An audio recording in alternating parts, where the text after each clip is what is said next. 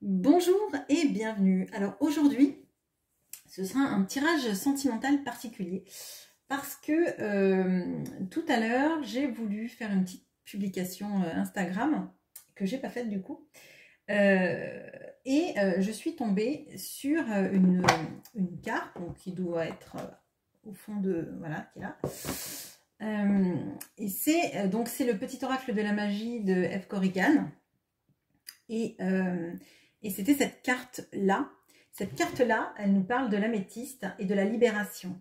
Elle dit « Améthyste pour mon bien, coupe le lien qui me retient. Je ne suis plus asservie, je m'en affranchis.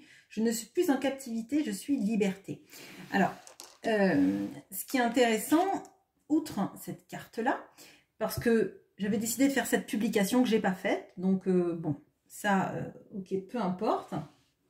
Par contre, je viens de brasser mes cartes, là.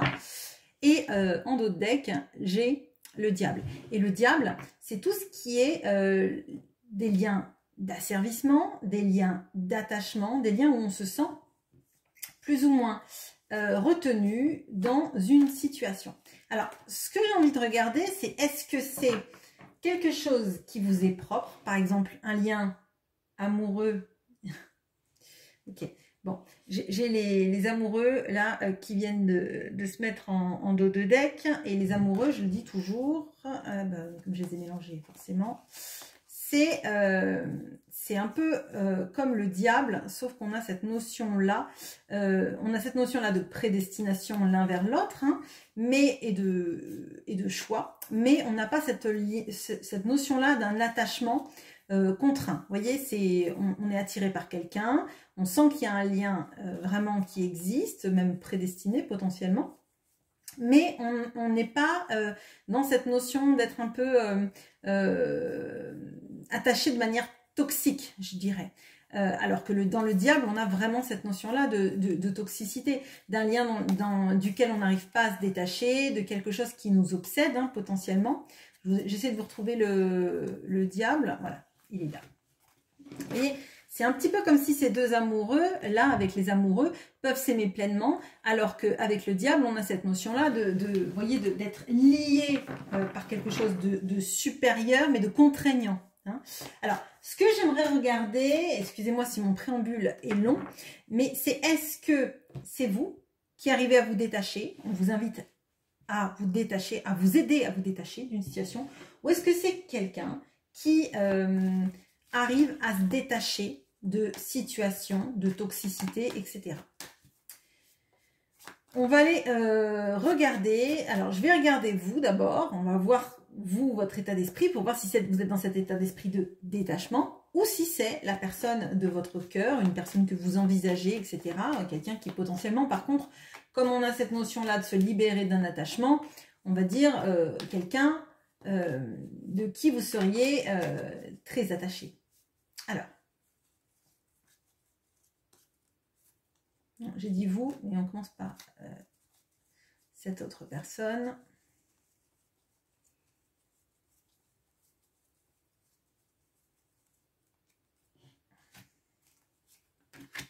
Ok. Bon. Alors, là, je pense qu'il y a un peu des deux, mais que vous avez une grosse conscientisation de ce qui ne va plus le faire, de ce qui ne va plus marcher. Je vais vous mettre quand même en miroir parce qu'il y a quelque chose d'intéressant. Alors, vous, attendez, hop, hop, voilà. Vous êtes ici. Vous regardez la croix. La croix, c'est à la fois une fin de quelque chose, c'est aussi une sorte d'appel de foi. Hein, je parle même pas d'une croix chrétienne, mais vous voyez, c'est un archétype dans le normand. D'accord? C'est une fin de quelque chose, mais c'est aussi l'espoir que ça peut représenter. C'est pas, c'est une fin et un recommencement, comme avec la carte de la mort dans le tarot. Alors, on a aussi les masques. Les masques, ce ne sont pas, à mon avis, ceux que vous portez, c'est peut-être les masques des autres, de cette autre personne-là, ou peut-être cette envie, en fait, que l'autre tombe un peu les masques. Et si cette personne ne tombe pas le masque, vous en voulez plus. C'est plutôt ce genre de choses. Du côté de votre autre, hein, que je mets en parallèle, on voit qu'il y a un regard fixe sur l'ancrage, sur la stabilité, sur l'envie aussi peut-être de s'ancrer quelque part ou auprès de quelqu'un, peut-être de vous parce que c'est tourné dans votre direction.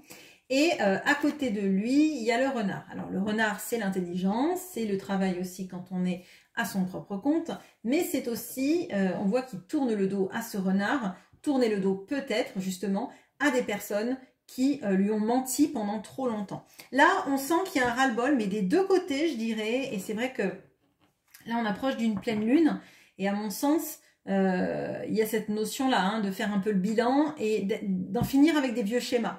Et justement, cette carte-là nous invite justement à se libérer, à ne plus être asservi, à couper des liens qui nous retiennent. Alors, c'est pas forcément des liens amoureux entre vous, mais c'est plutôt des conditionnements, des comportements, des choses qu'on ne veut plus. Et lui, j'ai l'impression, enfin lui, la personne en face, ça peut être une femme, c'est plutôt tourner le dos à des personnes qui l'ont embobiné, qui lui ont menti, etc. Et vous, c'est tous les comportements en même temps où on porte des masques, où on n'est pas dans sa vérité. Alors si ça se trouve, vous avez à la fois cette personne qui a porté des masques pour défendre ces gens-là, ou qui s'est adaptée à ces personnes autour de lui, d'elle. Peut-être qu'aussi c'est dans votre cercle professionnel, dans votre cercle relationnel. Alors, ce qu'on va faire, on va bien garder du coup cette améthyste là. Alors, vous, avec quoi vous coupez?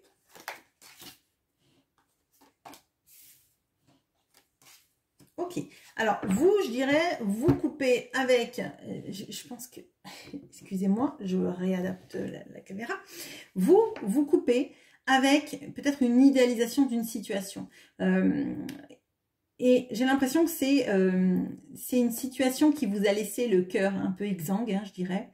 Et c'est un petit peu comme si on se disait, enfin que vous vous disiez, c'était trop beau pour exister en soi, c'était trop beau pour que ça marche, maintenant on n'y reprendra plus. C'est un peu, jura mais un peu tard qu'on ne lui reprendrait plus, mais c'est un peu, vous voyez, avec le 9 de coupe, on a cette notion un peu de la carte des souhaits, un peu comme si on frottait la lampe magique d'Aladin et que le génie accordait un autre souhait, sauf qu'il n'y a pas eu de génie, il n'y a pas de lampe, et à trop croire qu'une situation peut-être s'arrangeait, à trop croire peut-être dans les mensonges d'un autre, d'une personne ou d'un entourage, ça vous a fait mal au cœur et ça vous a, je dirais, mis sur les rotules. Sens propre, sens figuré, ça c'est possible. On a cette notion-là de voir que vous avez envie d'avancer dans votre vie. Là, moi, je pense que vous êtes resté dans une sorte de statu quo en espérant que cette relation, elle allait donner tous les fruits qu'elle promettait. Et comme il n'y a rien, on vous sent sur le départ. Bon, ok.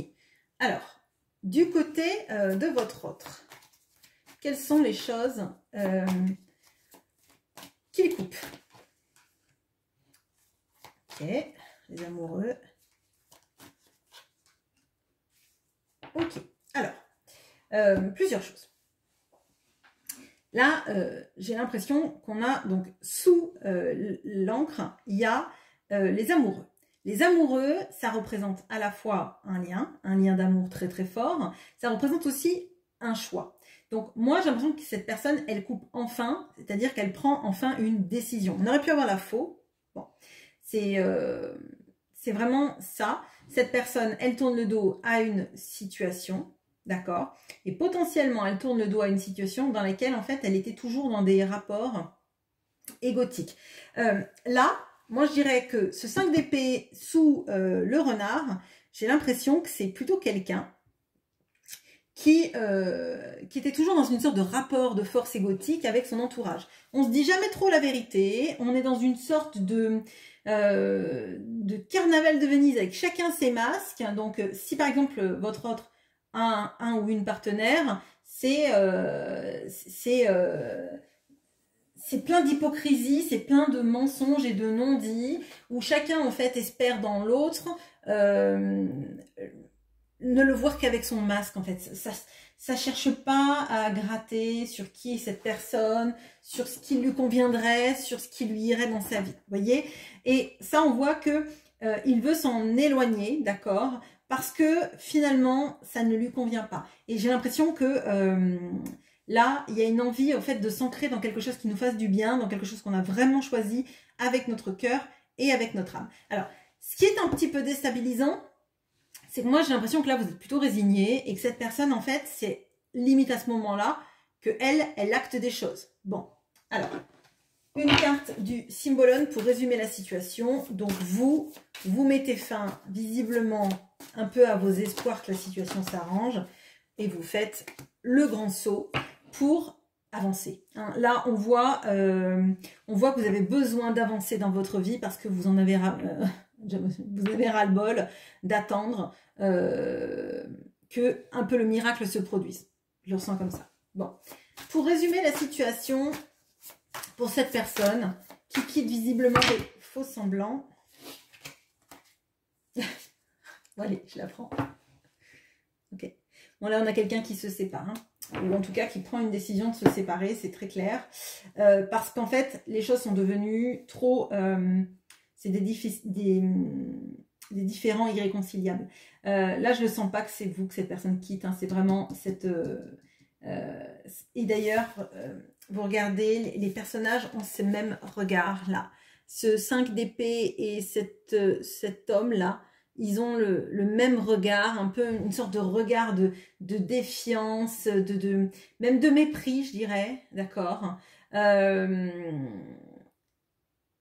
Et je dirais que la hache ne risque pas de s'enterrer. Là, on voit que cette personne, finalement, les différends, je vous ai dit, sont irréconciliables. Un fossé s'est creusé. Et on sent qu'avec cette épée, donc cette épée, elle a un cœur, d'accord.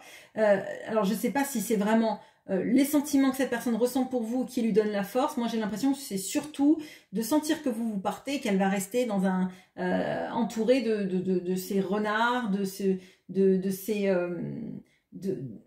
épées qui font mal, peut-être des mots qui sont assénés et qui sont, mine de rien, vous voyez un peu à la passif-agressif, un petit peu, genre, je dis quelque chose, mais, ah, mais pourquoi tu le prends mal? Ben, peut-être parce que tu viens de me balancer un boulet de canon, en fait, donc voilà, je le prends mal. Vous voyez, ce genre de choses. Bon, ok, alors, je vais bouger ces cartes-là. Et c'est intéressant parce que moi, j'ai vraiment l'impression que vous en pouvez plus, que vous avez lâché l'affaire, et comme par hasard, c'est comme si c'était cette personne qui se réveillait à ce moment-là. Alors, on va chercher entre vous deux le cœur là. Le cœur, dans cette histoire d'amour, il en est où? L'amour s'en est où?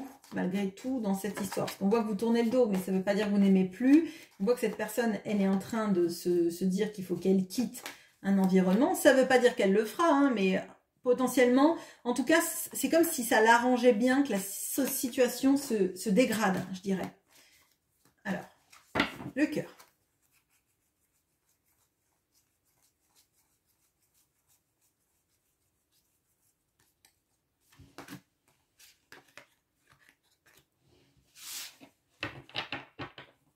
Bon, alors, c'est un peu compliqué là, j'éclairerai bien avec mon tarot parce que on sent qu'il y a quand même encore de la toxicité qui reste, notamment dans votre relation. Donc, le serpent, ça va nous parler bien sûr de renouveau, hein, potentiellement, mais moi j'ai l'impression qu'on a encore des toxicités que cette personne, elle draine. Alors ça veut pas dire qu'elle est toxique, en fait, elle s'est adaptée à un monde très toxique, je dirais. En tout cas, plein de faux semblants, d'illusions, de masques, etc. Donc là, c'est pas parce qu'elle a décidé qu'elle quittait, par exemple, un couple ou une situation, qu'elle vient pas avec ses bagages, vous voyez. On voit pas qu'elle a guéri. Si on avait eu un arbre là à la place des serpents, j'aurais dit, oh, il y a une belle guérison, il y a des avancées, etc.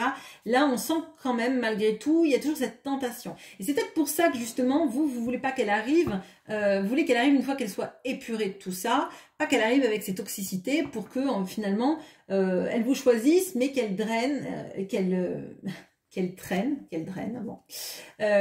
Tout son passif, tous ces mécanismes qui feront finalement potentiellement échouer l'histoire. Bon, Donc on a le cœur et on a le livre. Moi, ce que je ressens, c'est quand même il y a beaucoup de non-dits dans votre histoire, notamment sur les sentiments, notamment sur peut-être les projections, peut-être aussi sur comment elle a expérimenté cette vie. Parce que peut-être qu'elle vous dit rien, peut-être qu'elle vous en dit un petit peu par bribes, mais vous savez jamais vraiment ce qui se trame. Et ça, c'est pénible, non pas parce que vous êtes quelqu'un de curieux, curieuse, mais parce que si cette personne, elle arrive à faire un bilan exact de ce qui s'est passé, de vous en parler, il y a une libération qui se fait. Puisqu'une fois qu'on a posé les mots sur une situation, c'est plus facile en fait de la globaliser, de la conscientiser et de l'analyser. Bon, ok. Alors, qu'est-ce qu'on peut me dire justement sur donc le serpent, la toxicité? Il lui faudra encore beaucoup de repos, d'accord, à cette personne, de travail sur elle, d'apaisement aussi.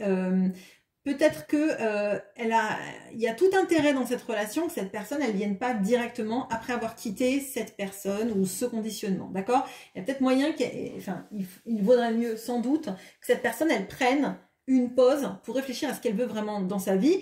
Et réfléchir aussi ce qu'elle veut vous offrir, ce qu'elle veut que vous lui offriez, ce que vous vous offriez tous les deux. Hein. Là, le but, c'est pas de passer de situation en situation comme si c'était un bagage, quoi. Vous voyez, c'est plutôt réfléchir, s'apaiser, guérir notamment tous les mécanismes qu'on a et qui nous poussent dans nos excès, dans notre toxicité, dans nos dépendances, etc. Bon. Et qu'est-ce qu'on peut me dire sur ces secrets ? Oh, ok. Bon. Alors, déjà, il faudrait qu'elle vous parle du fait que ça l'a rendue malade pendant très longtemps, cette situation vis-à-vis de vous. Le fait de ne pas être ensemble, le fait de ne pas être dans sa vérité aussi, et qu'elle a maintenant un appel à arrêter de faire marche arrière, ou en tout cas d'être dans un statu quo, à part pour se guérir. Qu'elle sait qu'il faut qu'elle avance dans sa vie pour son âme, pour son cœur aussi, et que c'est quelque chose qui est en marche, qu'elle a aussi un peu peur de comment ça va se passer, parce que le jugement, nécessairement, c'est un schisme dans une vie, hein, c'est quelque chose, on revient plus en arrière, on reprend plus nos vieux masques qui sont trop petits pour nous, trop grands, on peut plus les porter, ils nous grattent, etc., peu importe, mais c'est compliqué parce que c'est un pas en avant, et il n'y a plus de retour en arrière possible. Donc ça fait peur. Et ça lui fait peur aussi à elle de quitter tout ça, même si la situation n'est pas agréable. Ça lui fait peur, d'accord? Ça lui fait peur. Je pense qu'elle dort très mal la nuit parce qu'elle est assaillie de ces peurs-là. Ok, très bien. Alors, pas très bien, c'est triste pour elle, mais on en a tous besoin et je crois qu'on passe tous par là. Alors, qu'est-ce qu'on peut me dire comme bilan de cette sorte d'éveil qu'elle a, cette personne vis-à-vis de sa vie. Alors, on a ce vampire, là, ce gentil vampire, tout timide, qui aimerait énormément voir le lever de soleil, mais qui sait que c'est dangereux pour lui, d'accord? C'est pas un vampire... c'est pas un méchant vampire, c'est pas un vampire effrayant, c'est plutôt quelqu'un qui a envie de s'éveiller à la lumière, mais qui a peur que ça le brûle. On va rejoindre là, cette notion-là du jugement, hein, d'avoir peur en fait que notre âme, notre vie en soit totalement bouleversée et qu'on n'arrive plus à contrôler les choses, qu'on se brûle à la vie. Vous voyez un petit peu comme quelqu'un qui aurait toujours été habitué à manger tiède, on va dire, et on lui sert un jour un plat à bonne température et cette personne elle a peur de se brûler. Bon, c'est bizarre, hein. Ou alors une vie, on va dire, voilà, quelqu'un qui aurait mangé sa vie sans sel, sans épices, sans rien du tout, et pour une fois on lui donne un plat qui est assaisonné parfaitement, et cette personne elle a peur que ça lui plaise pas parce que ses papilles, ses sens, etc. n'auront pas été confrontés à ça. Bon, excusez-moi, mes images sont complètement pourries, mais j'espère que vous comprenez bien là où je veux en venir. Ok, bon, d'accord, très bien. Donc cette personne, elle a peur. Cette personne, elle a peur parce qu'elle est dans un inconnu. Et surtout, on a l'impression qu'elle a enfin les rênes de sa vie, qu'elle est en train de de s'affranchir de sa vie et que ça lui fait peur. Mais je crois que c'est normal d'avoir peur en fait. Je crois que c'est normal et ce serait plutôt bizarre qu'elle ait pas peur de traverser tout ça parce que même quand on sait que c'est la bonne décision, il y a forcément des choses qu'on perd en route, qu'on doit modifier et ça nécessite de la réflexion et des ajustements. Ok. Alors, on va regarder en termes d'engagement vis-à-vis de vous ce qu'il se passe, ce qu'il va se passer, je veux dire. On va regarder l'anneau. Oui, bon, ça prend du temps, c'est logique. On en a parlé tout à l'heure avec cette notion du 4 d'épée. Oui, cette personne, elle a besoin de prendre son temps. Elle a besoin de savoir vraiment où elle va parce que c'est vis-à-vis du tirage qu'on a fait vis-à-vis de vous, on voyait très bien que vous étiez sur le point, mais de tout envoyer valser et de presque de plus vouloir retourner en arrière, de plus y croire, etc. Donc il y a quelque chose d'assez désabusé, je dirais, ou de très positionné de votre côté. Donc forcément, faut que si elle vient vers vous, faut que ça soit bien mesuré, que ça soit bien réfléchi et qu'il n'y ait pas de retour en arrière, qu'il n'y ait pas de faux départ et que ce soit pas j'arrive et finalement j'arriverai jamais parce qu'à un bon moment on voit que vous avez attendu un petit peu cette impulsion que cette personne devait avoir et qu'elle n'a pas eu, jamais eu ou avec beaucoup de faux départs et que vous avez pardonné, etc. Et que maintenant c'est niette. Bon. Alors. On voit qu'il y a quand même cette notion de temporalité, hein, donc ça prend du temps effectivement l'engagement parce qu'elle a beaucoup de choses à faire. Bon, bah déjà ce qu'on a vu avec le 4 d'épée et puis de savoir dans quelle direction on va. Alors, bon justement, ça prend du temps tout ça, mais est-ce que c'est positif que ça prenne autant de temps ?